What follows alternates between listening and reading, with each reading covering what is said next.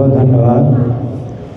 तो मध्वाचार्य हमारी गुरु परंपरा के एक महान आचार्य हैं और शास्त्रों में बताया गया है कि कलयुग में 4 वैष्णव संप्रदाय होंगे। अतः कलो भविष्यन्ति 4 संप्रदायिनः। तो कलयुग में 4 संप्रदाय हैं जो प्रामाणिक हैं। तो पहला तो है ब्रह्म संप्रदाय कि भगवान से ब्रह्मा जी को जो ज्ञान प्राप्त हुआ, तो ब्रह्मा जी की एक शिष्य परंपरा है। और इसी ब्रह्म संप्रदाय में जो मध्वाचार्य हुए, उन्होंने शंकराचार्य के अद्वैतवाद का विरोध करने के लिए द्वैतवाद की स्थापना की। तो वो जो है मध्व संप्रदाय, इस प्रकार से ब्रह्म संप्रदाय को मध्व संप्रदाय भी कहा जाता है। और दूसरा जो संप्रदाय है ये श्री संप्रदाय है कि लक्ष्मी जी को भगवान से जो ज्ञान प्राप्त हुआ, तो लक्ष्मी जी की भी शिष्य परंपरा है जिसे श्री संप्रदाय कहा जाता है। इसी संप्रदाय में रामानुजाचार्य एक महान आचार्य हुए जिन्होंने शंकराचार्य के अद्वैतवाद का खंडन करने के लिए विशिष्टाद्वैत सिद्धांत की स्थापना की। तो जो श्री संप्रदाय कल उनका तिरुभाव आएगा, रामानुजाचार्य का तिरुभाव आएगा। तो श्री संप्रदाय को रामानुज संप्रदाय भी कहा जाता है। फिर तीसरा है कुमार संप्रदाय। 4 कुमारों को भगवान से जो ज्ञान प्राप्त हुआ, तो उनकी शिष्य परंपरा वो जो है कुमार संप्रदाय कहते हैं। और कुमार संप्रदाय में एक महान आचार्य हुए हैं निम्बार्क स्वामी। उन्होंने द्वैतवाद की स्थापना की, तो इसलिए ये जो कुमार संप्रदाय है वो निम्बार्क संप्रदाय भी कहा जाता है। और चौथा है रुद्र संप्रदाय। रुद्र संप्रदाय यानी शिव जी को भगवान से जो ज्ञान प्राप्त हुआ, उनकी जो शिष्य परंपरा है वो रुद्र संप्रदाय कहलाती है। और इस संप्रदाय में विष्णु स्वामी नाम के एक महान आचार्य हुए हैं जिन्होंने शुद्धाद्वैत सिद्धांत की स्थापना की। इसलिए रुद्र संप्रदाय को विष्णु स्वामी संप्रदाय भी कहा जाता है। लेकिन एक बात समझने की है कि रुद्र संप्रदाय जो है ये वैष्णवों का संप्रदाय है।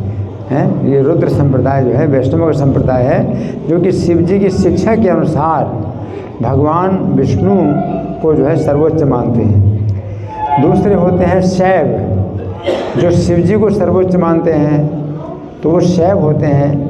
तो शैवों का और वैष्णवों के साथ हमेशा विरोध रहता है। तो वो जो है जो रुद्र संप्रदाय है, तो वो जो है शैव नहीं होते हैं, है ना। वो जो है शिव जी के अनुयायी होते हैं। और शिव जी को वैष्णव मानते हैं। वो भगवान विष्णु के समान नहीं मानते। और भगवान विष्णु से बढ़ कर के तो बहुत दूर की बात है, विष्णु के समान भी नहीं मानते। और शिव जी की शिक्षाओं के अनुसार भगवान विष्णु के जो है वो भक्त बनते हैं। तो इस प्रकार के ये जो 4 संप्रदाय हैं, इनमें आज मध्वाचार्य का तिरुभाव दिवस है। तो मध्वाचार्य वायु देवता के अवतार हैं। तो इनकी बहुत अद्भुत बचपन की लीलाएं हैं।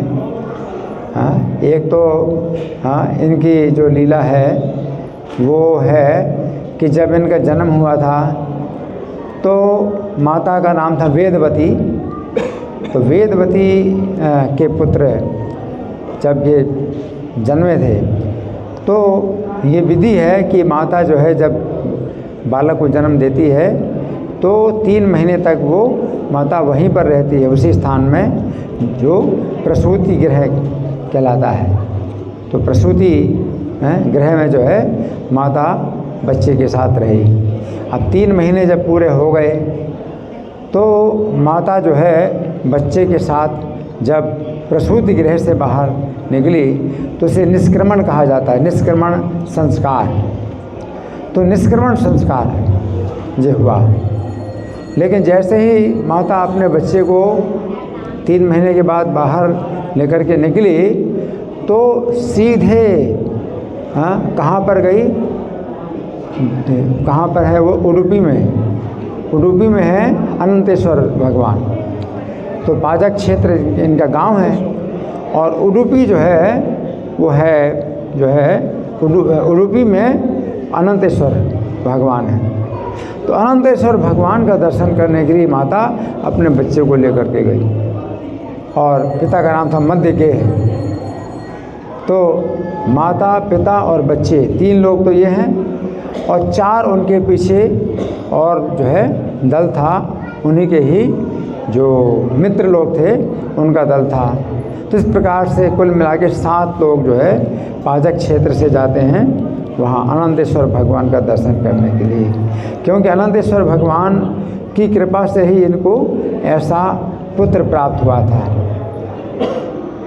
तो एक तो आभार प्रकट करना था अनंतेश्वर भगवान को कि आपकी कृपा से हमें ये पुत्र प्राप्त हुआ, तो कृतज्ञता प्रकट करना था। लेकिन दूसरा कारण ये भी था कि जैसे आपने हमें पुत्र दिया है तो आगे इसकी रक्षा भी आप करना, क्योंकि माता की जो है विशेष चिंता रहती है कि जिस बच्चे को उसने जन्म दिया है उसकी कैसे रक्षा होगी, तो माता की सबसे ज़्यादा चिंता होती है। तो भगवान अनंतेश्वर से वो जो है उनका जो है कृतज्ञता प्रकट करने भी गए और साथ साथ प्रार्थना करने के लिए गए कि आपने जैसे पुत्र को प्रदान किया उसी प्रकार आप हमारे पुत्र की रक्षा करिए। तो वहाँ चूँकि मकर संक्रांति का दिन था तो वहाँ पूजा के बाद पूजा और मतलब चलती रही पूजा। तो फिर बालक की ओर से जब पूजा हुई तो शाम हो गई, और शाम हो गई, अब वहाँ ठहरने का कोई इंतजाम था नहीं, तो वापस आना था। तो पाजक क्षेत्र में जब वापस आए, बीच में जंगल पड़ता है और जंगल है और अंधेरा पड़ता है। जंगल में तो स्ट्रीट लाइट, उस समय तो स्ट्रीट लाइट होती नहीं थी, तो जंगल में तो अंधेरा ही था। तो जंगल में जो है एक ब्रह्म राक्षस रहता था। तो दिन के समय तो कोई बाधा नहीं होती थी, रात के समय इनकी शक्तियाँ बढ़ती हैं, राक्षसों की शक्तियाँ बढ़ती हैं। भूत प्रेत, जब अंधकार होता है तो भूत प्रेत ब्रह्म राक्षस ये लोग जो है फिर अपना बल दिखाते हैं। तो उस ब्रह्म राक्षस ने ये 3 लोगों को तो जाने दिया, यानी जो बालक था और माता और पिता, लेकिन पीछे जो 4 लोग आ रहे थे उनमें से एक व्यक्ति को जो है उसने पकड़ लिया, तो उसके शरीर में आ गया, वो ब्रह्म राक्षस शरीर में आ गया और उस व्यक्ति को जो है खून की उल्टियाँ होने लगी और ज़ोर ज़ोर से चिल्लाने लगा। अब वो जो चिल्ला रहा था वो व्यक्ति नहीं चिल्ला रहा था, उसके व्यक्ति के शरीर में जो ब्रह्म राक्षस था वो चिल्ला रहा था। और वो चिल्ला रहा था, वो बोला कि मेरे क्रीड़ा के स्थान में तुम 7 लोग जो आए हो, है ना, तो मैं जो है मार सकता हूँ, 7 को मार सकता हूँ। तो उस समय जो मध्यगेह थे, जो पिता थे मध्वाचार्य के, उनका नाम वासुदेव था, जन्म का नाम था वासुदेव। तो वासुदेव के जो पिता थे तो उन्होंने जो है कुछ वेद मंत्र पढ़े और अपने कमंडलू का जो जल है वो उस व्यक्ति के ऊपर छिड़का जिसके ऊपर ब्रह्म राक्षस मतलब आ गया था। लेकिन उससे वो ब्रह्म राक्षस की शक्ति और बढ़ गई, कि ब्रह्म राक्षस ऐसे होते हैं जो भूत प्रेतों से ज़्यादा शक्तिशाली होते हैं। तो भूत प्रेतों को भगाने के लिए जो मंत्र होते हैं वो ब्रह्म राक्षसों के ऊपर काम नहीं करते, तो ब्रह्म राक्षस की शक्ति और बढ़ रही। तो फिर वो ब्रह्म राक्षस बोला कि आपके इस उपाय से कुछ फ़ायदा नहीं होगा, अगर आप के जो है पत्नी की गोद में जो बच्चा है, अभी 3 महीने का बच्चा है, ये 3 महीने का बच्चा जो पत्नी की गोद में है, इसके चरणों की धूल अगर आप इसके सिर में लगा दो, किसके सिर में, जिसको खून की उल्टी आ रही थी और उसी के शरीर से बोल रहा था, बोला इसके सिर में लगा दो तो इससे मेरा भी उद्धार हो जाएगा और ये व्यक्ति की भी रक्षा हो जाएगी। ब्रह्म राक्षस बनना एक बड़ा एक दंड है, बड़ी यातना है, बहुत कष्ट की बात होती है। ब्रह्म राक्षसों को जो है जो ये शरीर मिलता है तो उसमें कष्ट भोगते हैं। तो ब्रह्म राक्षस बोला कि मैं भी ब्रह्म राक्षस की योनि से छूट जाऊंगा, मेरा उद्धार हो जाएगा और इस व्यक्ति की भी रक्षा हो जाएगी, हैं, तो दोनों जो है फायदे होंगे। तो फिर ये तो बहुत सरल बात थी। तो उन्होंने जो है पिता ने मध्य के है ना बच्चे के चरण की धूल जो है लेकर के और सिर में लगाई और वो व्यक्ति गिर गया और फिर वो जो है स्वस्थ हो गया, ब्रह्म राक्षस का भी उद्धार हो गया। सोचिए 3 महीने का बालक, उसके चरणों की धूल से जो है वो ब्रह्म राक्षस का उद्धार हो गया। इतनी जो है बालक में शक्ति है ना। तो इस प्रकार से ये जो बालक है अब 1 साल का हुआ, नहीं अभी 1 साल का नहीं, अभी तो हाँ अभी तो 6 महीने का हुआ। जब 6 महीने का हुआ तो ये जन्म से ही जो बालक था ये भूखा रहता था कि वायु देवता के अवतार हैं। तो पेट में एक विशेष अग्नि होती है जो कि जो है भूख पैदा करती है। तो भूखा रहता था और माता हर आधा घंटे में बालक को दूध पिलाती थी, लेकिन बालक फिर भी भूखा रहता था। और माता की यही चिंता होती कि बालक को जो है मतलब कैसे इसका पेट भरेगा। लेकिन एक बार ऐसा है कि माता वेदवती को जो है घर से बाहर जाना पड़ा और वो तो अपने पुत्र के बिना 4 मिनट के लिए भी रहना बड़ा मुश्किल होता था, बड़ा विरह होता था। पुत्र में इतनी ममता थी माता की कि 4 मिनट के लिए भी बहुत मुश्किल होता था उसको दूर रहना अपने बच्चे से। लेकिन जाना पड़ा घर से बाहर, कुछ ऐसे बंधन होते हैं। तो इनकी बड़ी बहन थी, वो भी कन्या थी, छोटी कन्या थी, लेकिन बड़ी थी। तो अपनी पुत्री के हाथों में सौंप दिया इस बालक को और चले गई कि मैं अब जाना पड़ेगा। अब ये बालक जो है रो रहा है, दूध के लिए रो रहा है, माता के दूध के लिए रो रहा है। और जो बहन है, बड़ी बहन है, वो कहती है कि नहीं रो नहीं, माता आएगी तुमको दूध पिलाएगी, माता आएगी दूध पिलाएगी। लेकिन माता तो आ नहीं रही और ये बालक रोता जा रहा है। तो फिर जो है कन्या सोचती है कि माता कब तक आएगी, तो खिड़की से झांकती है तो माता बहुत दूर से भी दिखाई नहीं पड़ रही, तो कब तक आएगी। और बालक रोता जा रहा है। तो कन्या सोचती है कि घर में क्या है, कोई चीज़ खाने लायक कोई चीज़ हो तो खिला दूँ। तो कोई चीज़ थी नहीं घर में खाने लायक। तो गाय के खाने का जो है अन्न रखा था, जो कि 40 किलो का जो है एक बोरा था, 40 किलो का बोरा था। तो वो जो है उस बड़ी बहन ने उसको थोड़ा सा गिरा दिया नीचे, तो जो है वो उसका जो अन्न है वो जो है नीचे आ गया, ज़मीन में आ गया। और बालक जो है उसमें लेटा हुआ था ज़मीन में, तो उसको जो है खाने को मिल गया। अब खाने को मिल गया तो तब तक जो है जब रोना उसका बंद हो गया, अब उसको खा रहा है। तो बहन जो है अब दूर तक गई माता को जो है देखने की, कहाँ है माता, अभी बच्चे को तो भोजन मिल गया। तो अब माता जो है रात हो गई, उसको इतना मतलब चिंता है अपने बच्चे की कि मेरा वासुदेव भूखा होगा। और वो दौड़ करके आ रही हैं। और जब दौड़ के आ रही हैं तो देखा कि बच्चा तो प्रसन्न है, बच्चा तो बड़ा प्रसन्न है। और उसने जो है एक बोरा जो 40 किलो का अन्न था वो खा लिया था।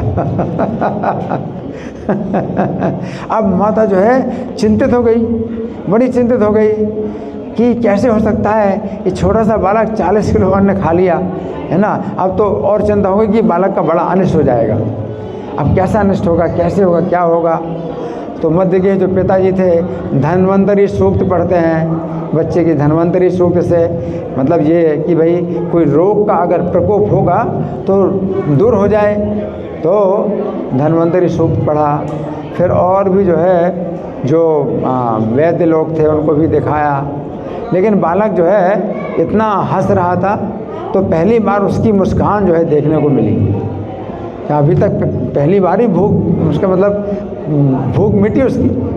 अभी तक तो जन्म से ही जो है भूखा रहता था, उसका पेट भरता ही नहीं था।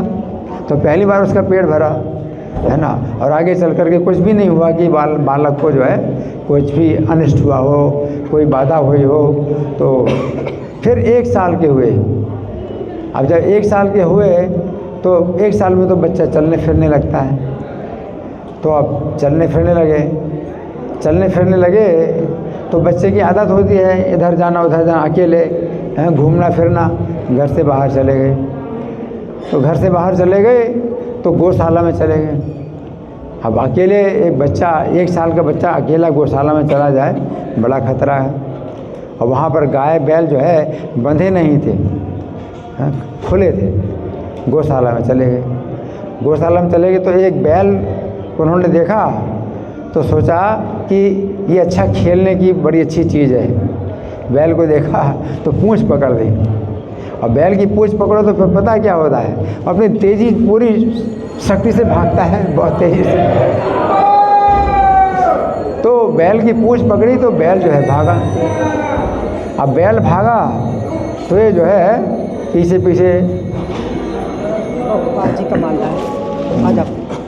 अब ये जो है आनंद ले रहे हैं। 1 साल का बच्चा है और बैल भाग रहा है और पूंछ पकड़े हुए, कस के पूंछ पकड़े हुए, तो उसके भागने का आनंद ले रहे हैं। अब ये जो है मतलब कितनी दूर चले गए और बैल जो है चढ़ान के ऊपर भी चला गया, ऊपर चढ़ाई के ऊपर चला गया।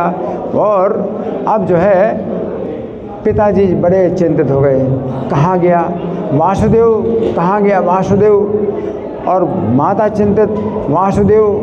पूरे गांव वाले, उस गांव के हर व्यक्ति जो है बालक से प्रेम करता था। हर व्यक्ति बालक से प्रेम करता था। इतना सुंदर बालक था और उसका जो है इतना अच्छा जो है चेष्टाएँ थी। तो सब चिंतित हो गए। और गांव के जितने कुएं थे सब उनमें भी ढूंढा, कुएं में कहीं गिर ना गया हो। कुएं में गिर सकता है, तालाबों में देखा, बड़ी चिंता, कहीं नहीं मिल रहा बालक। अब एक व्यक्ति, एक यात्री जो है वो गांव के बाहर से आ रहा था गांव के अंदर। तो गांव के अंदर देखा तो हर व्यक्ति जो है चिंता में था, मतलब इतना चिंता हर व्यक्ति के चेहरे में। तो उसने पूछा क्या बात है यहाँ कि जितने लोग हैं सब बहुत चिंतित दिखाई दे रहे हैं, उदास दिखाई दे रहे हैं, क्या हो गया। तो पता चला कि वो बालक 1 साल का बालक था और वो जो है मिल नहीं रहा, कहाँ चला गया। तो उस यात्री ने बताया कि मैं गांव के बाहर से जब आ रहा था तो पहाड़ के नीचे एक बैल की पूंछ पकड़े हुए एक बालक को मैंने देखा है। और बैल भाग रहा है और बालक जो है आनंद ले रहा है। तो शाम को फिर जो है वो बैल जब लौट करके आया तो पूंछ पकड़े हुए ये भी आए लौट करके। तब सब ने देखा बालक तो हंस रहा है और पूरा दिन भर जो है खेला, उस बैल के साथ में खेलने का आनंद लिया और हंस रहा है। और सब जो है डांट रहे हैं, तुम क्यों चले गए, तुम कहाँ चले गए, कैसे चले गए, क्या हुआ, है ना। और लेकिन बालक का इतना सुंदर उसका जो है चेहरा और उसकी हंसी इतनी सुंदर कि सब लोग जो है कष्ट भूल जाते हैं और बालक को फिर डांट नहीं सकते। बालक की हंसी देख करके कोई डांट नहीं सकते। तो मध्वाचार्य का जो है ये जीवन बचपन का ऐसा अद्भुत जीवन था।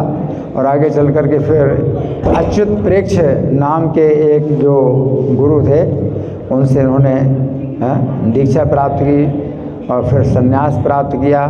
तो फिर इनका नाम पड़ा आनंद तीर्थ। और फिर कुछ तो बातें इन्होंने बताई हैं। तो इन्होंने फिर मध्वाचार्य ने जो है मतलब एक बार ऐसा भी समय आया कि ये जो है 12 वर्ष की अवस्था में इन्होंने संन्यास ले लिया था। तो सन्यासी का भी जो है रूप देख करके लोग जो है बहुत आकर्षित होते थे। हालांकि बिल्कुल साधारण वस्त्र होते थे इनके सन्यासी के रूप में, लेकिन तेज इतना तेज निकलता इनके चेहरे से कि सब लोग बहुत आकर्षित होते। एक ईर्ष्यालु ब्राह्मण था, तो जब सब लोग जो है इनका दर्शन कर रहे हैं और बहुत प्रसन्न हो रहे हैं, तो उसने इनसे कहा कि देखो तुम्हारे अंदर जो तेज है उससे मैं प्रभावित नहीं हूँ, तुम्हारी विद्वत्ता में देखना चाहता हूँ, तुम कितने विद्वान हो। तो उसने कहा ऐतरेय उपनिषद के जो है मंत्र पढ़ के सुनाओ। तो उन्होंने मंत्र पढ़ के सुनाए।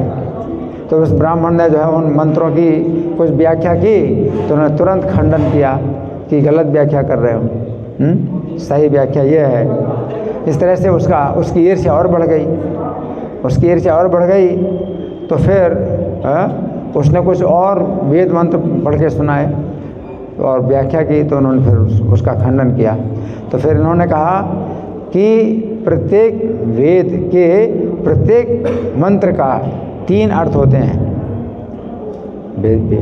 वेद के प्रत्येक मंत्र के 3 अर्थ होते हैं और महाभारत में प्रत्येक श्लोक के 10 अर्थ होते हैं और विष्णु सहस्त्र नाम में 1000 नाम हैं और प्रत्येक नाम के 100 अर्थ होते हैं। तो उस ब्राह्मण को जो है मतलब और ईर्ष्या हो गई कि भाई इतना जो है मतलब ये दावा कर रहे हैं, क्या जानते हैं, बता सकते हैं? बोला अच्छा तो ठीक है, तो सबसे पहला जो नाम है विष्णु सहस्त्र नाम, पहले नाम के 100 अर्थ बताओ। तो बताना शुरू कर दिया।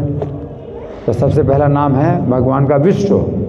तो उसमें जो है पहला अर्थ बताया कि वो जो है विष धातु से विश्व बना है, कि इस पहला अर्थ ये है कि भगवान जो है जगत में प्रवेश करते हैं, है ना। फिर दूसरा वाँ से वश धातु है, तो उससे कहा कि संपूर्ण विश्व में वो वास करते हैं, ये दूसरा अर्थ है। फिर तीसरा अर्थ है विष्णु। इस तरह से उन्होंने अर्थ बताना शुरू कर दिया। तो वो जो है फिर जो है समर्पित हो गया। उसने कहा कि बस अब जो है मैं मान गया आपको, आप सर्वज्ञ हैं और मेरा जो अपराध है आप क्षमा करना, मैंने आपका बहुत बड़ा अपराध किया। तो इस तरह से जो है मध्वाचार्य की विद्वत्ता, इनकी ज्ञान शक्ति इतनी प्रबल थी कि कोई भी जो है इनके सामने जो है टेक नहीं सकता था। चाहे जैन धर्म वाला हो और चाहे मायावादी हो, निर्विशेषवादी हो या बौद्ध अनुयायी हो, तो सबको ये जो है वैष्णव बनाते थे। तो आज इनका तिरुभाव दिवस है, तो हमें प्रार्थना करनी चाहिए। आज के दिन इनकी कृपा का द्वार खुला हुआ है, तो मध्वाचार्य के पास जो है जितनी जो है ज्ञान शक्ति थी, उसका एक बिंदु हमें प्राप्त हो जाए तो हमारा जीवन सफल हो जाए। श्रीपाद मध्वाचार्य तिरुभाव तिथि महामहोत्सव की जय। श्रील प्रभुपाद की जय। हरे कृष्ण।